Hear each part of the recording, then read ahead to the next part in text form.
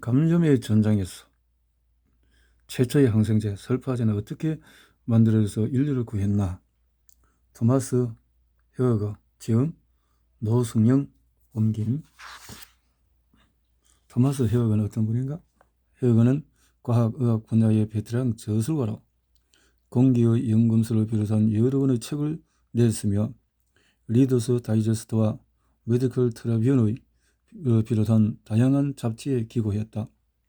오리건 대학교 출판부 부장을 지냈으며 아메리칸 헬스 편집 위원, 미국 의학협회 전을 필진, 오리건주 유진에 살고 있다.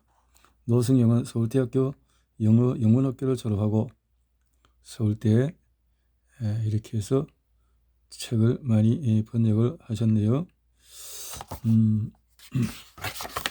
감염의 전장에서 이 전문가라기보다는 어떤 편집자로서 책을 쓰셨는데, 그렇다면은 이 책이 정통의학적인 면에서 어떤 식으로 되어졌는가 보면서 핵심을 짚어보도록 하겠습니다. 2020년도 5월 20일이니까 초판이 아주 따끈따끈한 책이라는 것을 볼 수 있겠는데요. 자, 이렇게 장대한 이야기다를 제안을 해서 토마스 헤이거는 이렇게 해서 로렌스 타임즈에서 칭찬했고, 재미있다라고 위클리 했고, 내추럴 히스토리 그 북리스트. 근데 어떤 의학자가 추천하는 건 없고, 좀 어떤 잡지사들이 추천하는 것을 볼 때 조금 생각해 볼 부분이 있을 것 같은데요. 그렇습니다. 아스클레오피스오스는 의사가 된 뒤에 기술을 고도로 연마하여 어떤 사람도 죽지 않게 해주었을 뿐 아니라 심지어는 죽은 사람도 일으켜 세웠다. 아폴로도로스 신화집에서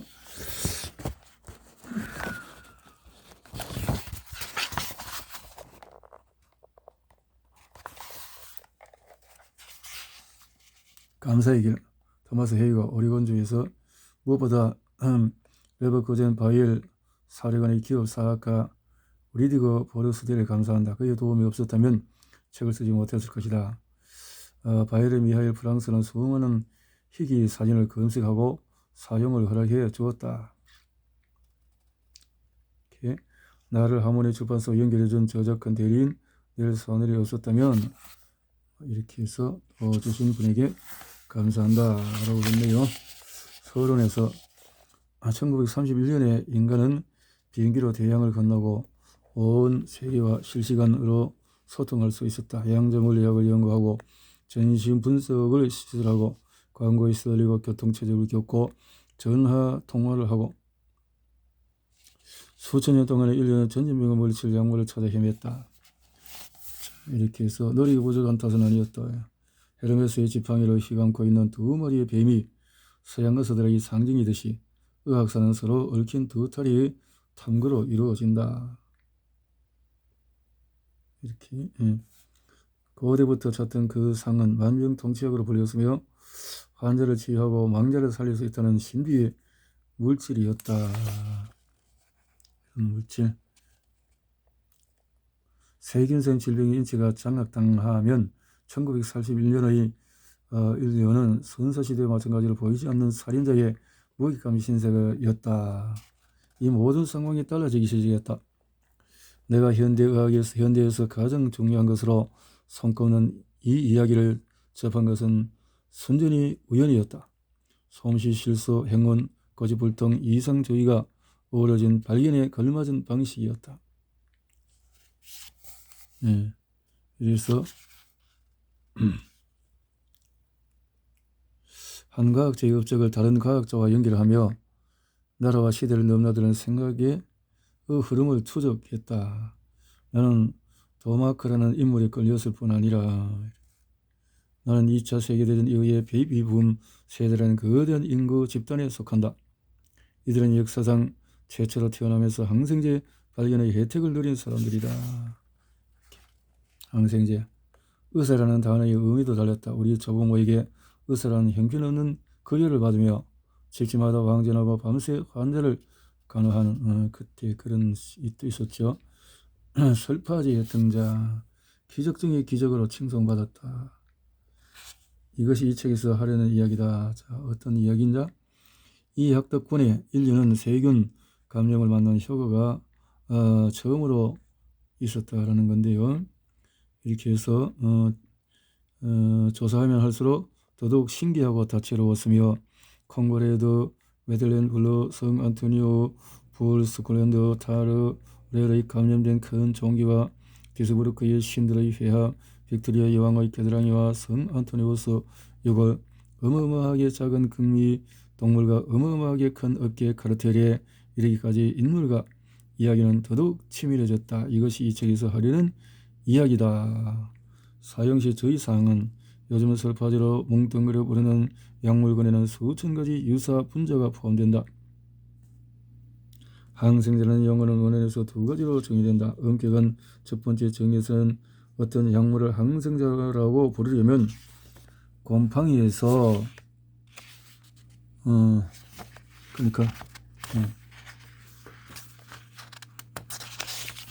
곰팡이에서 페니실린이 생산하듯이 살아있는 미생물에서 생산되어야 한다.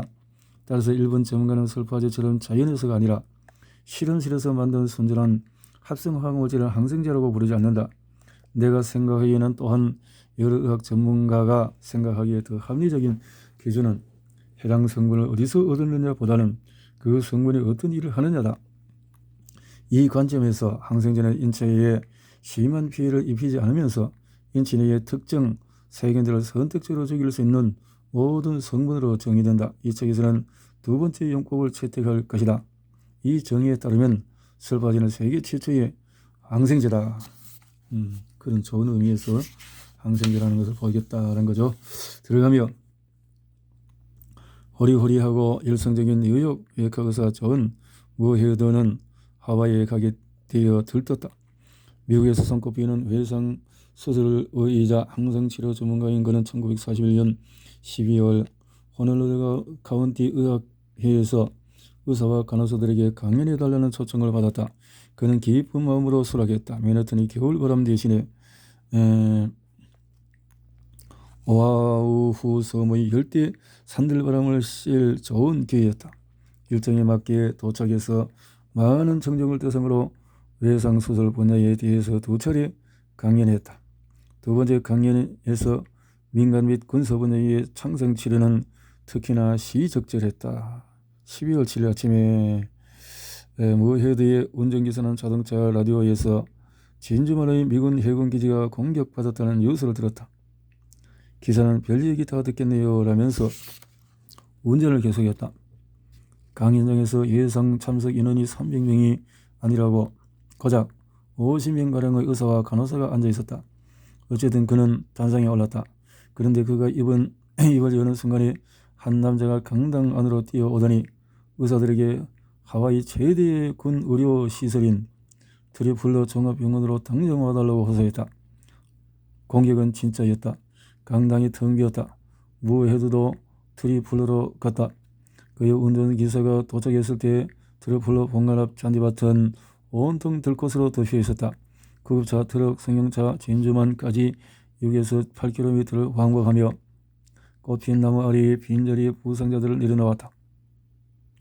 조무사들이 이 사람 저 사람 뛰어다니며 허리띠 방독면 끈 건총집 시트 조각으로 임시 지혈대를 만들었다. 무에는 병원에 들어가서 즉석에서 육군 의무대 대령으로 임명되었으며 당장 진료를 위해서 손을 씻었다. 초창기에 가장 심각한 부상자들은 히컴 공군기지 소속이었다. 이렇게 6년 전이었다면 이 사건은 재앙으로 이어졌을 것이다. 당시 군에서는 의사가 아무리 열심히 돌보고 첫 수술이 성공하더라도 상처가 감염되고 이로 인해서 목숨을 잃는 일이 비일비재했다. 이렇게 2차 세계대전은 그 숫자가 하도 낮아져서 상처 감염은 더 이상 중요한 의료 사안이 아니었다. 이 차이를 만들어낸 것은 진주만 공섭으로부터 고작 5년 전에 미국에서 대중화된 새로운 약물군인 설파제였다. 설파제가 지금껏 개발된 약물 중에서 가장 효과적이고 가장 중요한 약물이었다. 이미 프랭클린 루스벨트 대통령의 아들을 비롯해 전 세계 환자 수만 명의 목숨을 구했으며 우려의 혁명을 일으키고 있었다. 진주만에서 설파제는 가장 혹독한 검증을 받았다. 다행히도 트러플러 대학병원에서 설파제가 충분히 갖춰져 있었다.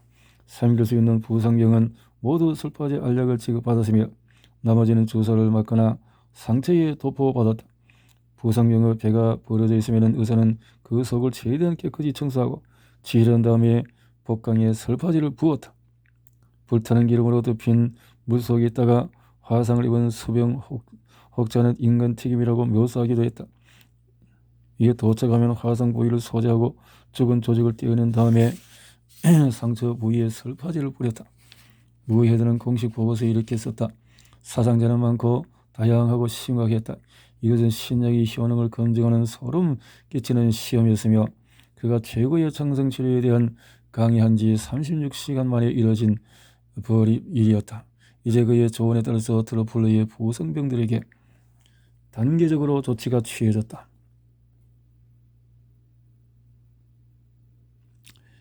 이렇게 1차 세계대전 때의 구식 광급 상처에 설파제를 바르고 그 붕대를 덮고 4월 동안 또는 감염이 일어나지 않았다는 것이 확인될 때까지 놔뒀다가 적절한 시점에 봉합했다. 그 뒤로 열흘 동안의 헤드와 의사들은 환자들의 경과를 추적했다. 가장 두려운 상처 감염인 가서 괴전은 부상에게 사실상 사망 선고였다. 트리플러에서는 가서 괴저 환자를 별도의 병동에 격리하고 상처 부위를 열어서 두 번째로 닦은 다음에 설파제를 다시 도포했다. 경고투약도 병행했다. 참 이렇게 했다는 거죠. 아이러니하게도 2차 세계대전에는 미국을 도운 의약품은 히틀러가 권력을 잡은 해에 독일의 한 실험실에서 처음 발견되었다. 훗날에 그 기업의 임원들은 뉘른베르크에 점점 그랬다는 거죠.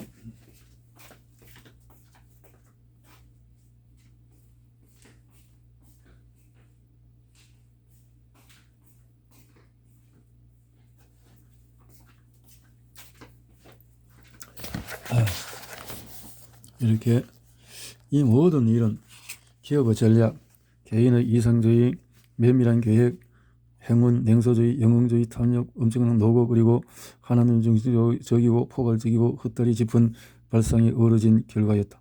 설파제가 기적의 신약으로 세상을 주름잡은 기간은 얼마 되지 않는다. 1930년대 중엽에 세계 무도의 등장에 엄청난 흥분을 자아내고 고작 10년 뒤에 사라지다시피 했으니 말이다.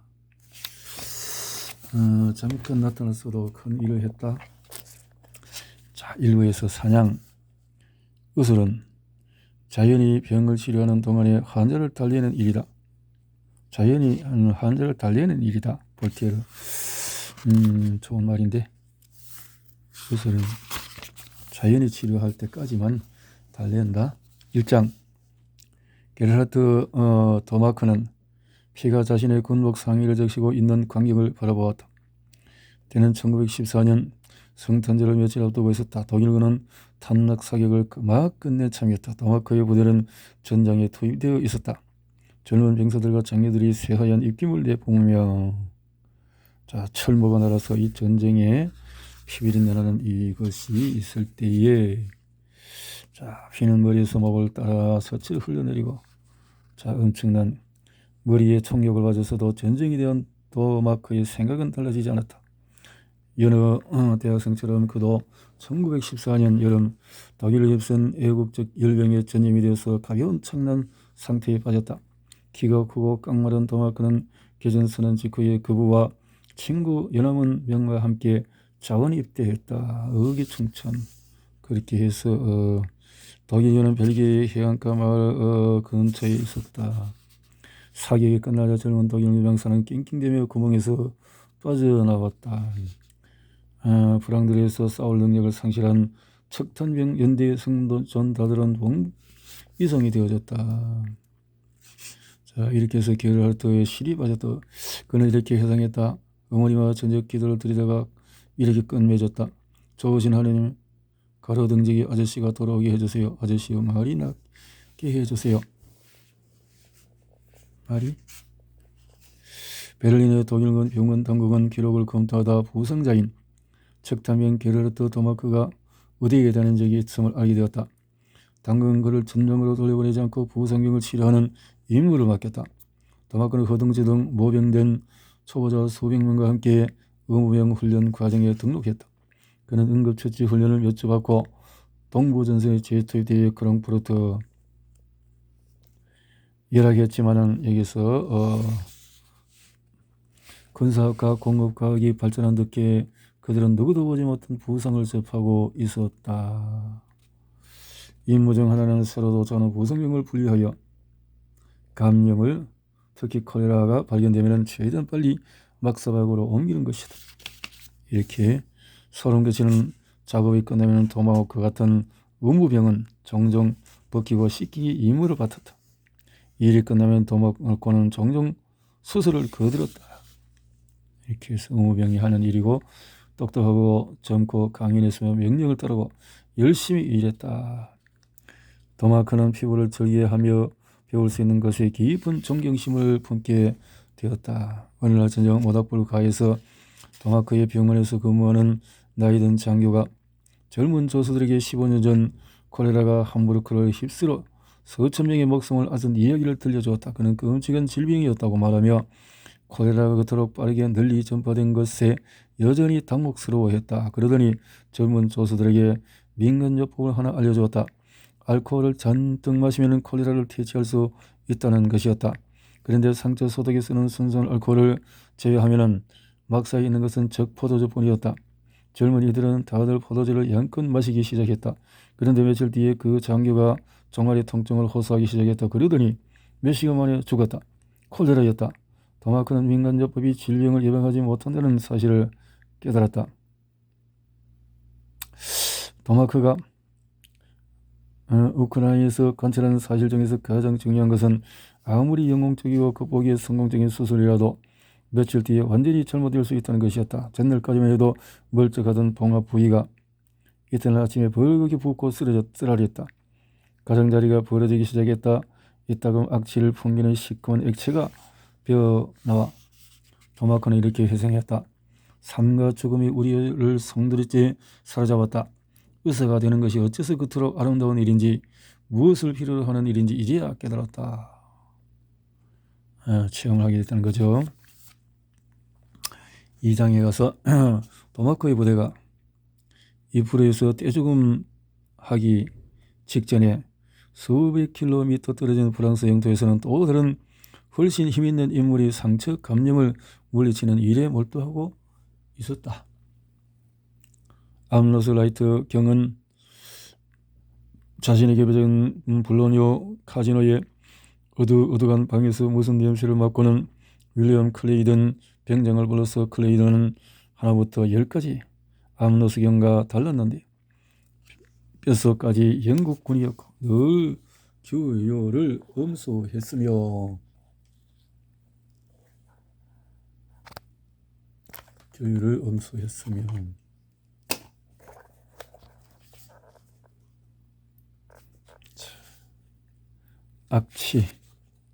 악취가 나는 이 현장. 여기서 접종 수백만 명의 영국군 병사들에게 접종되어 장티푸스 놀라운 성과를 거뒀다. 이 성공으로 암로스 경은 자신이 늘 옳다는 광적인 확신을 품게 된 것으로 보인다.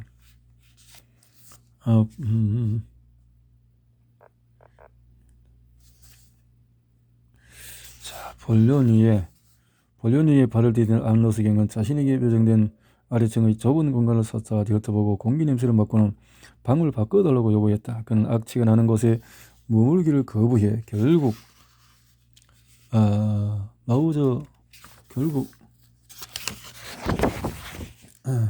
펜싱 학교를 쓰던 꼭대기 층으로 옮겨갔다.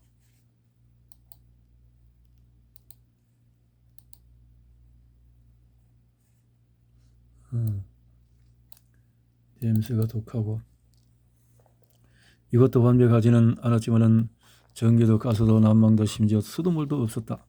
넓고 쾌적했으며 자연 채광이 아주 좋았다.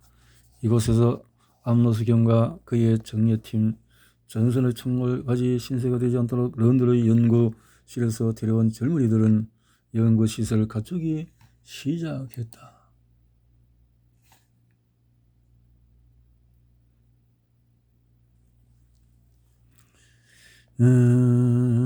훈련을 위해서 그들은 펜싱학교를 실험실로 개조해서 공세에 착수했다. 그래서 유일한 문제는 그들이 시험한 어떤 백신도 상처 감염을 예방하거나 치료하지 못했다는 것이다.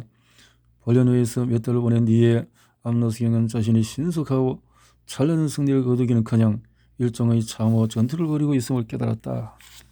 그가 발견한 것은 영국이 엉뚱한 전쟁에 대비했다는 사실이었다. 대영 제국이 전쟁의 의료에 접근하는 방법의 바탕은 15년 전 남아프리카 공화국에서 보호 전쟁을 벌이면서 배운 것이었다. 그것에서 영국 의사들은 가장 현대적인 살균제, 세척제와 연고, 접촉한 세균을 죽이는 국소 약물, 살균 수술법 등을 체계적으로 적용해 조심스럽게 상처를 치료했다. 착각이었다. 그들의 기법이 통한 이유는 단지 남아프리카 공화국 흑의 성질과 병사들이 입은 상처의 종류 때문이었다. 보호전쟁은 대부분 건조하고 바위가 많은 초원에서 벌어졌으며 영국군 병사들의 주된 부상 원인은 보호인 농부들이 멀리서 온 고속 마우저 탄환이었다. 상처는 비교적 단순하고 깨끗했다. 약간의 살균제와 적절한 드레싱으로 처치하면 금세 나왔다. 하지만 10년을 건너뛰어서 풀랑드르로 가면은 유럽의 들판은 가을 위에 젖었으며 부상자들은 파편이 만신창이가 되었다. 그러니까 차이가 있다는 거죠. 만신창이의 어떤 것과 그것은 차이가 있다는 거죠. 그래서 여기서는 온갖 종류 감염을 일으키는 종류가 파상풍, 가스, 궤적, 또 이렇게 병균,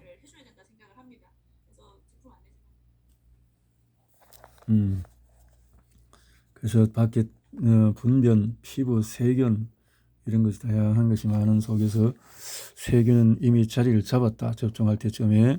그런 다음에 암노수경은 연구진은 궤적 감염이 여러 단계를 거쳐서 일어난다는 사실을 밝혀냈다. 무제한의 부상자들, 실험동물로 이용하는 일련의 매우 우아한 실험이 이루어졌다. 그래서 90%에서 가스 궤적을 일으키는 위생물이 발견되었다. 감염은 종종 흙 묻은 군복에서 시작되었다. 포탄의 진흙투성이 천을 상처에 쑤셔 넣어 흙 속에 세균의 정식을 시작할 근사한 장소를 마련해 주었다.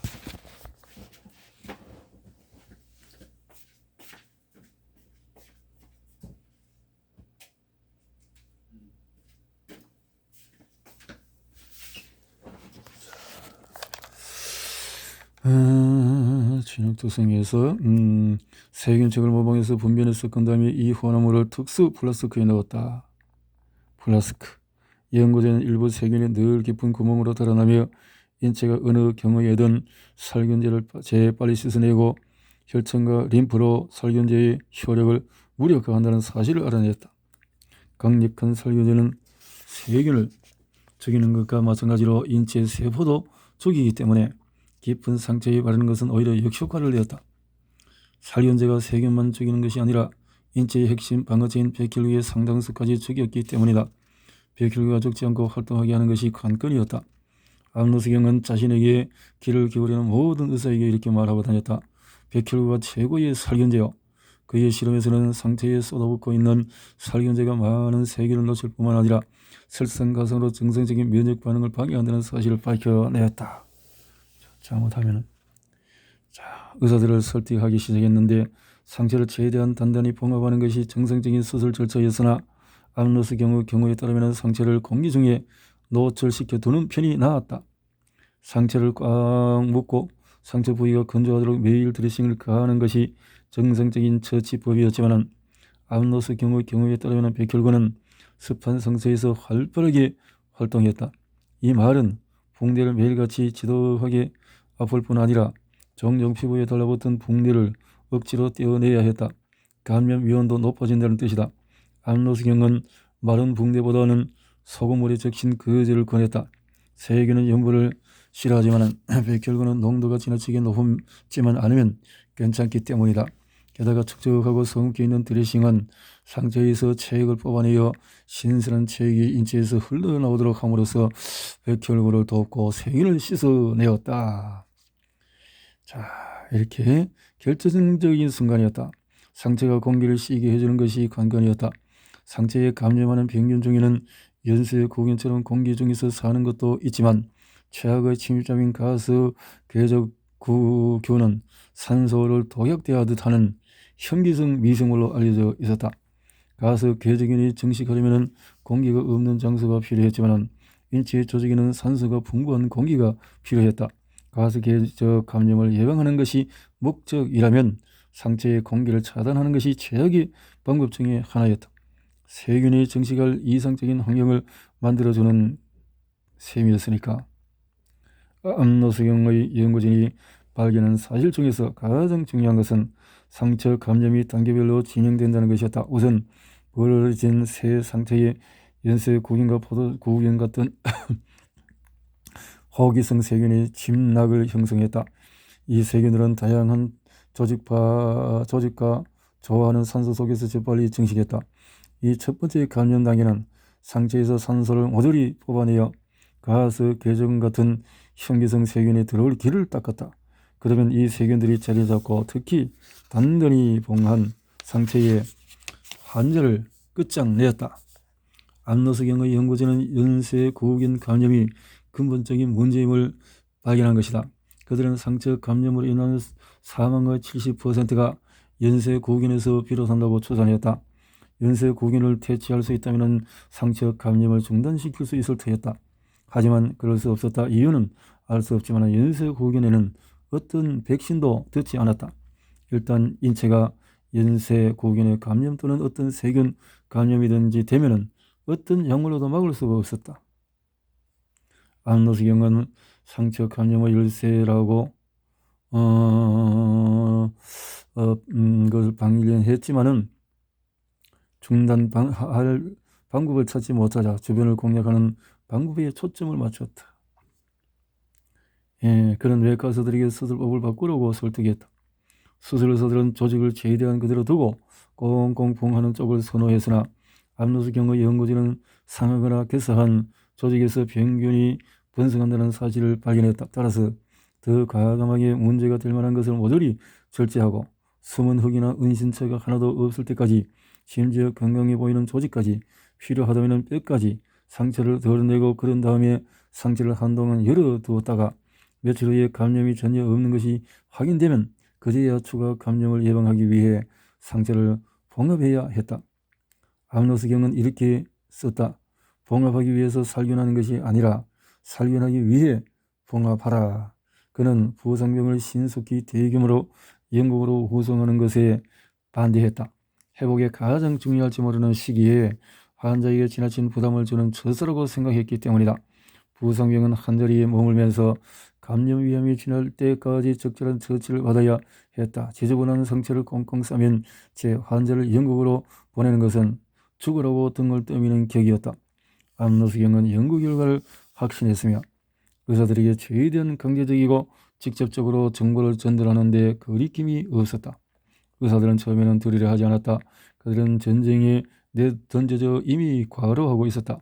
하루는 런던에서 개인 병원을 운영하면서 오후 내내 수술 5건을 집도하다가 이튿날 프랑스에 가서는 하루에 3, 40명을 소재하고 봉합해야 했다. 의사들은 장갑 끼듯이 정교하고 촘촘하게 봉합하는 능력에 자부심을 가졌으며 최고의 의사들은 흉터가 남지 않도록 표피 아래를 꿰매는 능력을 과시했다. 의사들은 환자를 최대한 고스란히 보존하고 싶어 했다. 한 외과 의사는 이렇게 말했다. 심하게 손상된 조직을 모두 절제하려 들면은 환자의 절반을 절제해야 할 수도 있다. 의사들은 안팎할 것 없이 모든 것을 살균제에 담가야 한다고 믿었다. 군 당국은 절실히 필요한 병실을 확보하기 위해서 부상병들을 최대한 일찍 영국으로 돌려보내고 싶었다. 어딜 봐도 암울하기 그지없었다. 전쟁. 자, 이렇게 변화는 수술실에서 조직을 더 많이 절제했다는 것이다. 의사들은 살릴 수 있는 피부 조직과 조직을 모두 살리지 않고 새로운 방법을 채택했다. 상처 주위 0.6cm까지 피부를 절제한 다음에 손가락으로 만져보아서 적어도 벌련 위에서는 멸균 고무장갑으로 손가락을 보호하는 게 일반적이었다. 스푼처럼 생긴 날카로운 손상된 조직을 모조리 잘라 긁어내고 마지막으로 살균제에 적신 거즈로 상처를 샅샅이 문지르는 것이었다. 암로스경은 세균 수치가 낮아서 인체의 백혈과 나머지를 처리할 수 있는 깨끗한 상처에 최대한 근접하는 것을 첫 번째 목표로 삼았다. 이렇게 초기에 전쟁이 막바지 이르렀는데도 카지노 대강당의 침상 사이를 누비며 실험실로 향하는 암브로스경은 여전히 불만스러웠다.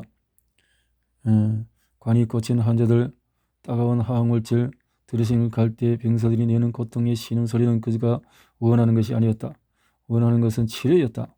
빠르고 무결하고 비교적 통증 없이 상처 감염을 해결하는 것이었다. 그는 4년 동안 사실상 한 번도 쉬지 않고 매일같이 일을 했다. 그리고 실패했다. 그는 런던의 집과 정원이 그리웠다. 이제는 지쳤다. 암로스경은 자신의 방법이 효과가 있다는 것을 알고 있었다. 1차 세계대전에서 부상으로 병원을 찾은 영국군 병사는 200만 명에 육박했다. 5명 중에서 1명이 병원에서 죽거나 영구 장애를 입었다. 그의 연구가 없었다면 사망자 수가 훨씬 더 많았을 것이다. 그럼에도 전쟁이 끝나고 고국에 돌아온 그는 길거리마다 흉터투성이의 팔다리가 없는 사람들을 볼 수 있었다. 감염을 막는 유일한 방법은 여전히 잘라내고 기도하는 것뿐임을 보여주는 살아있는 사례들이었다.